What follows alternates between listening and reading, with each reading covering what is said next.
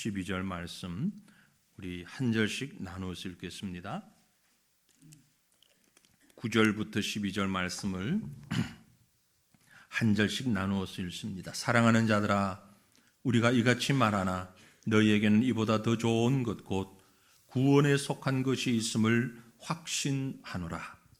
하나님은 불의하지 아니하사 너희 행위와 그의 이름을 위하여 나타낸 사랑으로 이미 성도를 섬긴 것과 이제도 섬기고 있는 것을 잊어버리지 아니하시느니라. 우리가 간절히 원하는 것은 너희 각 사람이 동일한 부지런함을 나타내어 끝까지 소망의 풍성함에 이르러 게으르지 아니하고 믿음과 오래 참음으로 말미암아 약속들을 기업으로 받는 자들을 본받는 자 되게 하려는 것이니라. 아멘. 지난주 읽었던 말씀 바로 히브리서의 6장 앞부분에 있는 1절부터 8절에 있는 말씀을 읽고 묵상하고 기도했습니다만 우리의 마음에 여전히 남아있는 듯한, 남겨진 듯한 말씀이 있지요. 한 번 빛을 받고 하늘의 은사를 맛보고 성령에 참여한 바가 되고 하나님의 선한 말씀과 내세의 능력을 맛보고도 타락한 자들, 다시 새롭게 하여 회개할 수 없나니 이는 그들이 하나님의 아들을 다시 십자가에 못 박아 드러내놓고 욕되게 함이라. 내가 아닌 줄 알지만, 나는 여기에 해당되지 않는 줄 알지만 여전히 우리 마음속에 혹시 내가 여기에 해당되면 어쩔까? 아직도 염려가 되고 걱정이 되고 세상 말로 찜찜한 믿음을 가진 자가 있다면 오늘 그 의문들을, 그 의심들을 다 털어버리시기를 바랍니다. 이 성경이 처음 기록될 때에 읽던 독자들도 마찬가지였을 것입니다. 이 말씀이 뭔지 모르게 먹던 생선이 가시가 걸린 것처럼 이게 도대체 난 괜찮는가? 불안감, 불편함 마음에 있었을 걸로 여겨집니다. 그래서일까요? 이제 9절부터 금방 우리가 읽었던 말씀에서 거기에 연연하지 말아야 할 것을 말씀하고 있는 겁니다. 쉽게 얘기해서 자기 자신을 바라보면서 앞으로 내가 타락하면 어떡하지? 하지도 않은 타락, 하지도 않을 거면서 혹시 나도 모르게 내가 타락하면 어떡하지? 이렇게 생각하고 불안해하기보다는 우리는 하나님의 백성이야, 구원받은 백성이야. 구원받은 자신을 바라보면서 그 구원받은 자의 기쁨과 소망을 가지고 오늘 주어진 삶에 충실하는 것이 옳다라는 말씀을 하고 있는 것입니다. 우리 9절 말씀을 같이 한번 다시 읽어보겠습니다. 같이 읽습니다. 사랑하는 자들아, 우리가 이같이 말하나 너희에게는 이보다 더 좋은 것 곧 구원에 속한 것이 있음을 확신하노라. 아멘. 참 마음에 염려가 있고 고개가 갸우뚱거려지는 자들을 향하여서 사랑하는 자들아, 우리가 이같이 말하나 너희에게는, 이 말씀을 듣는 너희에게는, 여러분에게는 이보다 더 좋은 것, 그게 뭐냐? 구원에 속한 것이 우리에게 있음을 확신하노라. 우리는 분명히 믿는다. 무엇을? 구원에 속해 있다는 것을. 그 말씀입니다. 앞에 있는 말씀으로 인하여 불안해하고 있는 성도들이 있지만, 하지만 대부분의 성도들은, 특별히 말씀에 주목하는 신자들은 이미 구원받은 그 대열에 있다는 것을 말씀하고 있는 겁니다. 우리에게는 이 소망이 있습니다. 구원에 대한 소망. 그 어떤 소망이나 바람보다 정말 소중한 구원에 관한 소망이 있어요. 우린 때때로 우리 주변에서 일어나는 아주 특별한 일을 일반적인 나에게도 모두 적용시켜서 스스로 불안하고 스스로 방황하고 내 걱정뿐만이 아니라 남의 걱정까지 지금 걱정뿐만이 아니고 앞으로의 걱정까지 다 끌어다가 염려하는 사람들이 있어요. 많이 있어요. 그건 옳지 않습니다. 여러분, 염려나 불안과 걱정은 지금 바라보면서 지금 것을 가지고 하세요. 아니, 오히려 그 염려와 불안보다는 소망과 감사와 기쁨과 찬양이 훨씬 많음을 기억하시길 바랍니다. 그것이 옳은 것입니다. 2%의 부족함과 불안함과 모자람이 있다고 해서 98%, 99%의 행복함을 놓쳐버리지 마시란 얘기예요. 얼마나 어리석은 자입니까? 아니, 한 59대 49 정도라면 좀 불안할 수도 있고, 그래도 51이 있다면, 그 가능성이 있다면 그것으로 기뻐해야 하는 것이 우리의 자세인데, 이건 1대 99예요. 그러면 가능성은 1에 있습니까? 99에 있습니까? 99에 훨씬 많이 있잖아요. 다시 말씀드리면 우리가 살면서 방탕하고 타락하고 복음을 저버릴 확률은 0.1%. 그렇지 않고 믿음으로 잘 살아갈 수 있는 확률은 99.9%. 그래도 100%는 아니잖아요. 뭐 그럴 수 있겠지만, 그래요. 100%는 아니라 할지라도 적어도 우리가 예수 그리스도를 구주로 고백하고 교회라는 울타리 가운데 이 공동체 안에서 함께 말씀을 읽고 기도하고 예배하고 그 안에서 기뻐하고 감사하고 그리스도의 사랑을 품고 같이 사랑하고 이렇게 영적 공동체를 이루고 살아간다면 우리는 99% 이상 구원받은 백성임을 믿고 감사하고 찬양하며 살자는 말씀이에요. 그 1%밖에 안 되는 그거 붙잡고 그게 불안해가지고 99%의 행복을 놓쳐버리는 어리석은 자가 되지 말라는 말씀이에요. 오늘 9절 말씀이 바로 그 말씀이에요. 이보다 더 좋은 것, 곧 구원에 속한 것. 원문을 직역을 하면 가장 좋은 것들과 구원에 관계된 것들, 그런 의미예요. 그것이 우리에게 있음을 확신하자, 그 말씀이에요. 그러니까 우리가 금을 얘기할 때도 100%는 없잖아요. 99.9%만 되어도 순금이라고 그러잖아요. 그 말 속에는 금이 아닌 요소가 조금은 섞여 있단 말이죠. 그래도 우리는 그걸 순금이라고 그래요. 아니 18K, 14K 그것도 금이라고 그래요. 왜냐하면 금의 함량이 훨씬 많기 때문에 그런 거죠. 세상에 조그마한 광물질인 금도 그렇게 얘기하거늘 우리가 받는 구원의 은혜는 99%가 분명한데, 확실한데, 왜냐하면 성령으로 하지 아니하고서는 예수 그리스도를 주라고 고백할 수가 없고, 성령으로 하지 아니하고서는 천국이 믿어지지 아니하고, 우리의 죄악이 회개할 수가 없음에도 불구하고 우리는 회개하고 천국의 확신을 가지고 예수 안에서 새 생명 가지고 살아가고 있으니 99% 그 이상의 확신을 가지고 있는데, 가장 좋은 것들을 우리가 가지고 있는데, 그 구원에 정확하게 말하면 가까운 자들, 아니 이미 구원 받았지만 또 한편으로는 구원의 완성이라고 하는 것이 남아있기 때문에 가깝다고 표현을 한 것이지, 실상은 구원의 확신을 가진 자들, 그러므로 그 구원의 확신 가진 자답게 살아가라는 말씀인 것이에요. 사랑하는 성도들이요, 이 믿음의 확신을 가지고, 구원의 확신을 가지고 매 순간순간을 기쁨과 감사와 찬양 속에 살아가는 저와 여러분 되시기를 바랍니다. 구원은 우리에게 보증수표와 같습니다. 보증수표, 전 사업을 하는 사람이 아니니까 어음을 받는다든지 이럴 때에 실제 그게 돈은 아니잖아요. 수표. 그러나 그 보증수표는 현금과 같은 역할을 하고 그런 힘을 가지고 있잖아요. 돈은 지금 은행에 있어요. 그죠?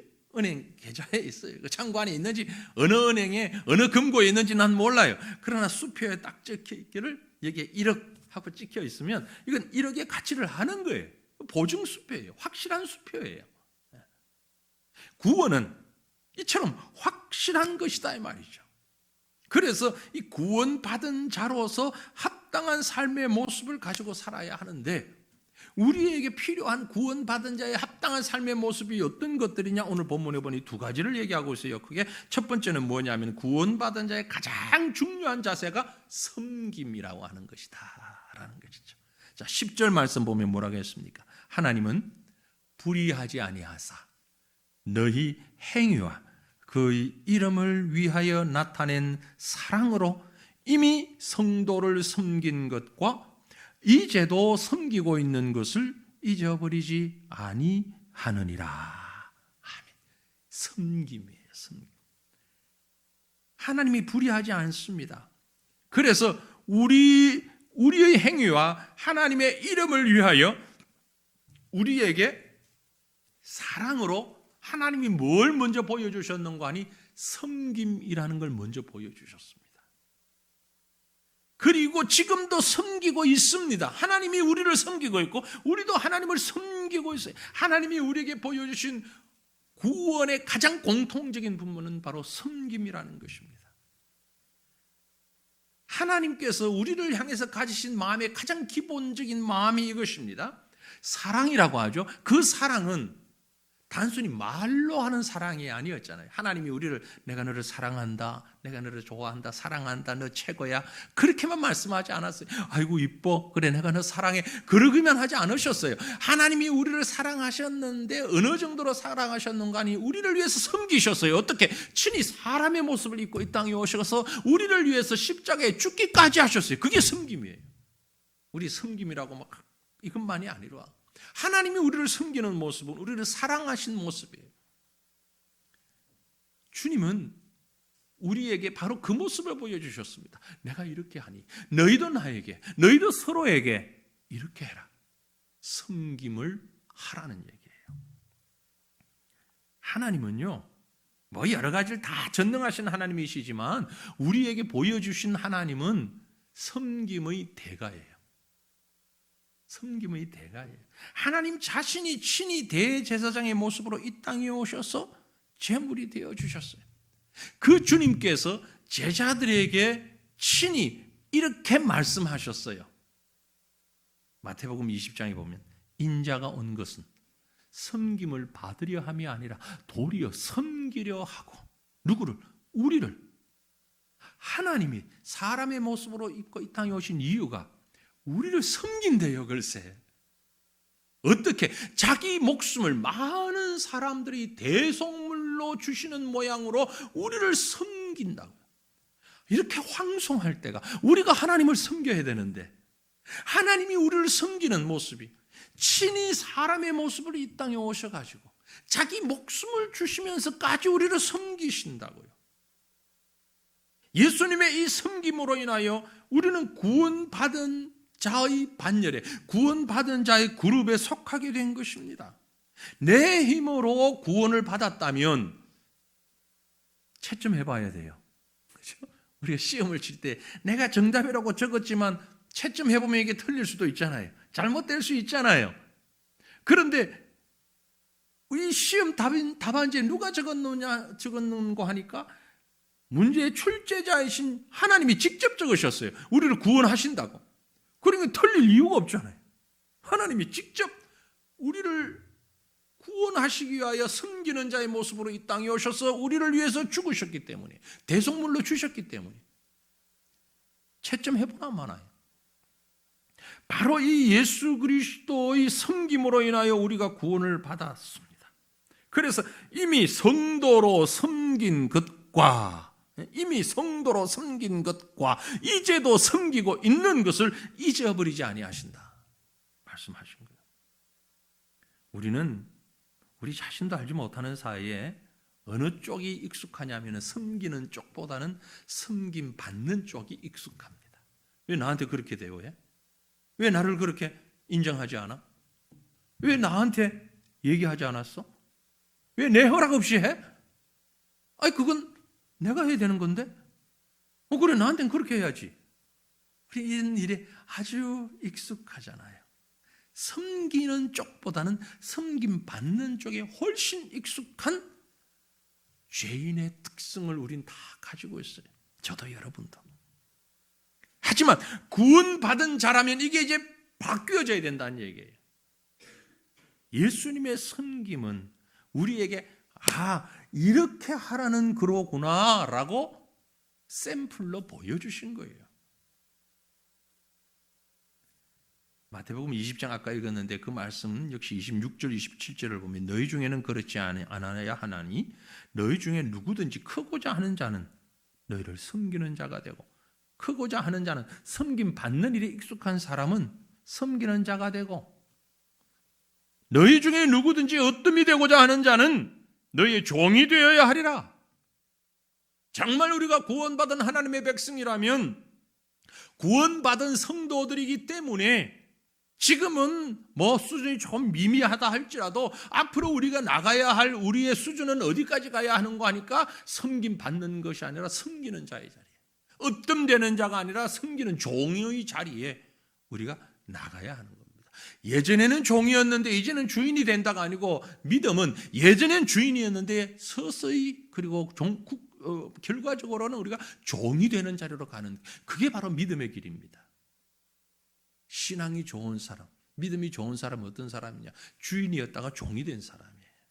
예전에는 종이었는데 지금은 주인이 됐으면 그건 믿음이 역주행하고 있는 거예요. 우리의 믿음이 성숙해 간다면 주인에서 종으로, 섬김 받는 자에서 섬기는 자의 자리로 나아가야 합니다. 왜냐하면 주님이 보여주신 것이 바로 그것입니다. 그런데 재미있는 것은 성경을 연구하다 보면요, 이 섬김이라는 단어와 같은 의미를 가진 단어가 있어요. 그게 뭐냐면 예배라는 단어입니다. 예배와 섬김은 같은 단어예요. 신약 성경이 헬라로 쓰여졌잖아요. 헬라어의 예배, 라트레오라는 말은 영어로 번역할 때 serve, 섬긴다, 그렇게 번역될 수도 있는 말이에요. 봉사한다, 이 말은 바로 예배한다라는 거예요. 성경을 보면 나와 있습니다. 빌립보서 3장 3절에 보면 하나님의 성령으로 봉사하며, 그게 영어로 보면 worship by the Spirit of God. 하나님의 성령으로 예배하며, 우리말로 번역할 때 봉사하며 예배하며 순환되면서 번역할 수 있다라는 얘기예요. 구약 성경도 마찬가지예요. 구약 성경에 쓰여진 히브리어를 보면 아바드라는 말이 있는데, 이 단어가 예배라는 말로도 쓰여지고 섬김이라는 말로도 쓰여져요. 신명기 6장 13절에 보면 내 하나님 여호와를 경외하며 그를 섬기며, 근데 영어로 번역된 걸 보니까 You shall worship him, 섬기며를 예배로 번역해 놓고 있어요. 왜냐하면 원어의 뜻이 같기 때문에 그런 거예요. 섬기는 헬라어에서나 히브리어에서나 섬김이라는 단어와 예배라는 단어가 같다 이 말이에요. 결국 죄인된 우리를 섬기심으로 성도로 부르신 주님을 우리는 온 마음으로 온 삶으로 예배하는 것이 섬기는 것이다. 하나님을 예배하는 것이 섬기는 것이고, 하나님을 예배하는 심령으로 이웃을 대할 때 그게 섬김이 되는 것이에요. 그게 사랑이 되는 것이에요. 사랑, 섬김, 예배, 우리말로 다 다른 말 같아 보이지만 성경적으로 보면 그 뿌리가 똑같다 이 말이에요. 사랑, 예배, 섬김. 예배는 잘 드리는데 저 사람 누구를 섬기지를 못해. 그건 가짜 예배, 잘못된 예배. 사랑하는데 섬김이 부족해. 그것도 진짜 사랑이 아니에요. 우리가 목표하고 나가야 하는 것은 바로 예배와 사랑과 섬김이 하나의 목표점이 되어 있다는 것을 보고, 그렇게 살아가는 것이 성도의 본분이 되어야 한다라는 거죠. 저와 여러분이 구원받은 하나님의 백성이라면 말입니다. 그래서 예수님께서 이미 이 말씀을 우리에게 하셨어요. 너무너무 중요한 말씀이라고 강조 빨간 줄 치면서 예수님이 하신 말씀이 있어요. 자, 빨간 줄 쳐. 이거 중요한 거야. 시험에 나오는 문제야. 빨간 줄 치고 들어. 그리고 주님이 하신 말씀이 있어요. 어디에? 마태복음 22장에 예수께서 이르시되 내 마음을 다하고 목숨을 다하고 뜻을 다하여 주 너의 하나님을 사랑하라 하셨으니 이것이 크고 첫째 되는 계명이요 둘째도 그와 같으니 내 이웃을 내 자신과 같이 사랑하라 하셨으니 이 두 계명이 온 율법과 선지자에 강령이라. 이 빨간 줄 치고 잘 들어라고 강조하며 하신 말씀이잖아요. 마음을 다하고 목숨을 다하고 뜻을 다하여 하나님을 사랑하라. 이게 섬김이죠. 이게 예배죠. 그래서 이게 가장 크고 첫째 되는 계명이라고요. 그걸 다른 말로 하면 하나님을 그렇게 사랑하는 것처럼 이웃도 내 자신을 사랑하는 것처럼 그렇게 사랑하는 것인데, 하나님을 향한 이 계명과 이웃을 향한 이 두 계명이 바로 모든 율법이고 모든 선지자고 모든 말씀의 명령이다. 그렇게 강조하시면서 말씀하신 거잖아요. 이 빨간 줄 치라는 얘기예요. 너무너무 중요하다는 얘기예요. 하나님을 믿는 성도라면, 저와 여러분이 예수 그리스도로 인하여 구원받은 백성이라면 이 소중한 말씀을, 이 섬김을 우리의 삶의 가장 중심에 놓고 하나님을 예배하고 하나님을 섬기며 하나님을 사랑하고 이웃을 사랑하고 이웃을 위해서 섬기는 영적 공동체의 모습을 잃지 아니하는 저와 여러분 되시기를 간절히 바랍니다. 이게 구원받은 자의 모습이에요.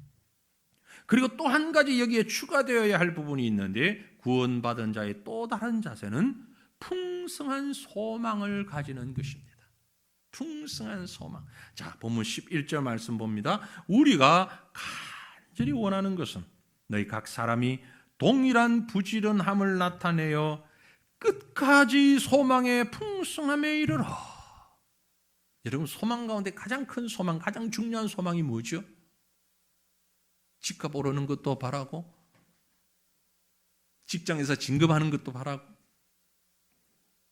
돈 많은 부자 되는 것도 원하고, 자녀들이 성공하는 것도 원하고, 다 소망이에요. 그러나 가장 큰 마지막까지 우리가 품어야 할 소망은 천국에 대한 소망이죠. 구원에 대한 소망이죠. 이 구원에 대한 소망, 구원의 소망을 풍성하게 간직하고 있으라는 겁니다. 그 소망의 풍성함이에요. 소망의 풍성함. 히브리서를 처음 보는 그때 당시 성도들은요, 구제와 봉사에는 열심히 있었는데 내세의 소망, 천국 소망에 대해서는 그런 열심을 많이 가지고 있지 않았어요. 그래서 그들을 자극하기 위하여서 확신을 주기 위해서 앞에서 4절로 8절 말씀을 한 거예요. 낙심하지 말라고 한 거예요. 천국 소망 버리지 말라고 한 것이에요. 그러면서 10절, 11절에서는 이제 너희는 거기에 속한 자가 아니기 때문에 앞에서 얘기한 대로 정말 섬김과 이제 소망의 마음과 자세를 가지고 살아야 한다고 위로하고 격려하고 확신을 주고 있는 것입니다. 그러면서 우리가 이런 소망을 가져야 하는 데는 우리 믿음의 조상들의 뒤를 따르는 전철을 밟아야 한다고 말씀하고 있어요. 그래서 12절 보면 게으르지 아니하고 믿음과 오래 참음으로 말미암아 약속들을 기업으로 받는 자들을 본받는 자 되게 하려는 것이라. 약속들을 기업으로 받는 자들, 게으르지 아니하고 믿음과 오래 참음으로 말미암아 약속들을 기업으로 받는 자들이 누굽니까? 히브리인들이 잘 알고 있는 믿음의 조상들이에요. 믿음의 족장들 다 하는 얘기입니다. 우리에게도 마찬가지입니다.